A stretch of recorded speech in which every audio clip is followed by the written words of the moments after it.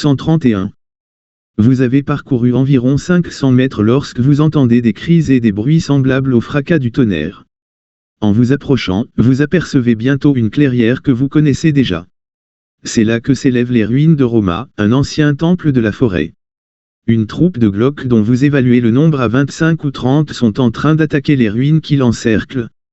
D'autres Glock, plus nombreux encore, sont étendus raides morts ou agonisent parmi les vestiges de marbre du temple. L'assaut des Glock survivants ne faiblit pas pour autant et ils continuent de mener l'attaque contre les ruines. Qui s'y cache? Vous l'ignorez. Or, soudain, un éclair jaillit et vient frapper le premier rang des Glock. Les monstres revêtus de leurs armures sont alors projetés en tous sens, trébuchant et roulant sur eux-mêmes. L'un d'eux, plus grand que les autres et couvert de la tête aux pieds d'une grosse cotte de mailles noires, lance des jurons à ses congénères et les incite à repartir à l'attaque en les frappant à grands coups d'un fouet aux lanières de fer barbelé.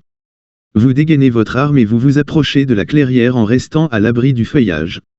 Vous essayez de voir qui défend ainsi les ruines du temple et, à votre grand étonnement, vous vous apercevez bientôt que c'est un jeune homme seul, guère plus âgé que vous, qui tient ainsi tête aux créatures déchaînées.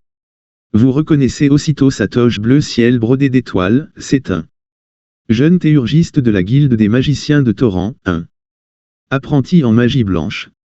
5 Glock, la lance brandie, charge le jeune homme qui bat rapidement en retraite à l'intérieur des ruines. Vous le voyez alors se tourner et lever la main gauche, au même instant, un éclair bleu jaillit du bout de ses doigts et vient frapper les Glock hurlant. Non loin de l'endroit où vous êtes caché, un autre Glock contourne les ruines en courant et grimpe au sommet d'une des colonnes du temple.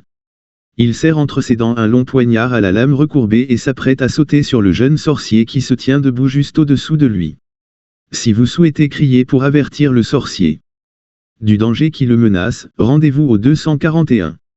Si vous voulez vous précipiter en avant pour attaquer le Glock au moment où il bondira, rendez-vous au 55.